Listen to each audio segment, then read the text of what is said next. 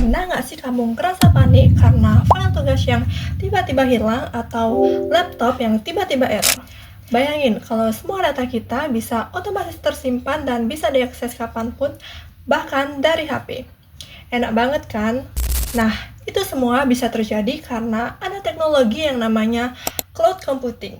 Halo semuanya, kenalin aku Niwayanti Tanisbawati, mahasiswa dari FEB Universitas Udayana dari mata kuliah Digital Society. Nah, kali ini aku mau ngajak kalian kenalan lebih dekat nih sama dunia komputasi awan atau cloud computing, yaitu teknologi yang sebenarnya udah nemenin kita setiap hari tanpa kita sadari. Jadi, secara sederhana, cloud computing itu adalah teknologi yang memungkinkan kita menyimpan, mengakses, dan mengelola data ataupun aplikasi lewat internet tanpa perlu pasang server ataupun software lain yang khusus di laptop kita. Bayang nggak sih? Sekarang hampir semua yang kita lakukan dari buka Google Drive, edit dokumen di Google Docs, sampai streaming musik di Spotify, itu semua jalan karena ada cloud. Nah, menurut National Institute of Standard and Technology, ada 3 layanan utama dalam cloud. Yang pertama adalah Software as a Service. Contohnya kayak Google Docs ataupun Office 365, yaitu aplikasi yang bisa langsung kita pakai waktu online.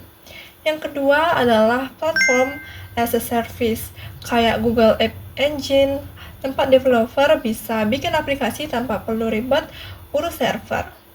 Dan yang ketiga, infrastruktur as a service, seperti Amazon, Web Service, ataupun Microsoft Azure yang menyediakan server dan penyimpanan virtual. Nah, salah satu keunggulan besar dari iCloud yaitu skalabilitas.